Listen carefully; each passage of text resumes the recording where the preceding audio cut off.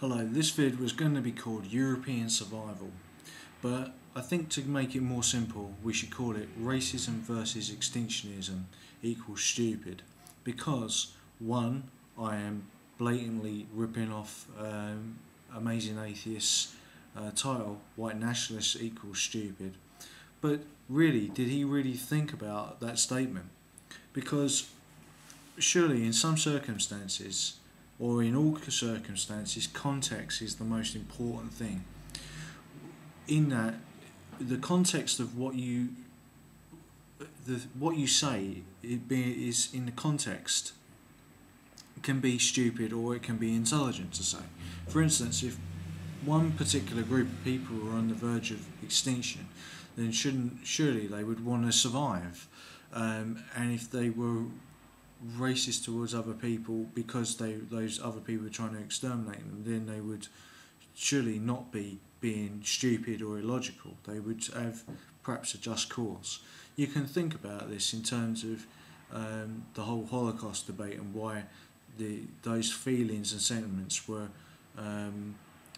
shown in Inglourious Bastards. That surely is a racist movie, but did the Nazis deserve it? Probably yes. If a Palestinian was to make a similar movie about the Intifada, they might be called a terrorist, but in the context of a Palestinian feeling that their whole nation is going to be exterminated by the Israelis, then possibly they might have a grievance, a justifiable grievance, to make a film or a Palestinian version of Inglourious Bastards. Surely it would not be shown in the West. Now, because of this debate about people being completely on one side or completely on the other, there's this strange delusion that if you're against racism, then from people who are racist, that you're automatically saying that yes, you want your race, the European race, to go extinct. The European race itself is a mixture of the Nordic, Celtic and Roman branches of the Indo-European race, and they're a synthesis of that. Now, before they all separated, they were all together in one synthesis. So they separated out to be Romanic, Nordic and Celtic. But the problem is the influence on the West from the people like the Huns, who were a mixture of Germanic and Slavic people and Mongolian and Turkic people. It's all mixed together. So they weren't actually Europeans. Now, you can see that the Nazis and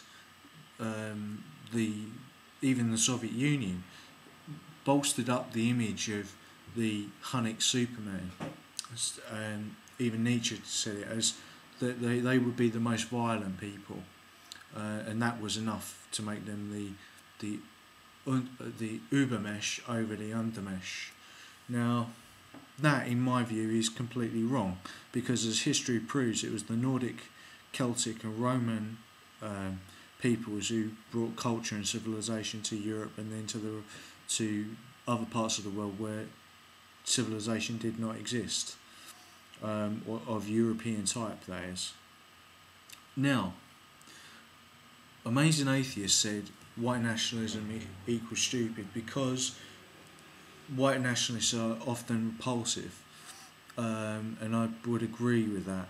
But I am a cultural nationalist to some, because I believe in the European Union, and also I believe in the United States and Great Britain. So I believe in the unity of a European culture.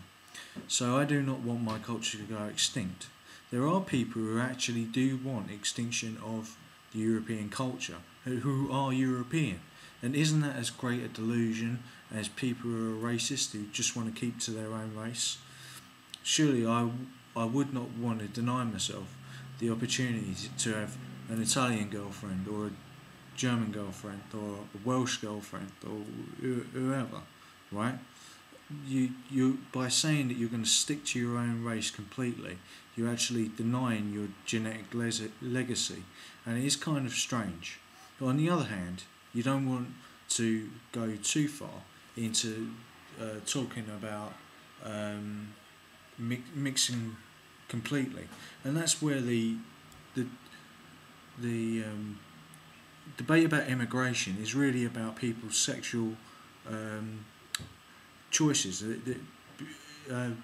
in who they procreate with, right? And family choices, because the movement of people in to a certain country may not have any great effect. It's particularly in an invasion. People may not want to choose to interbreed with the people who have invaded them, and so therefore you see some invasions leave very little genetic legacy. On the other hand, the two cultures sometimes are so similar that they merge quickly together, and we are seeing some of that now. But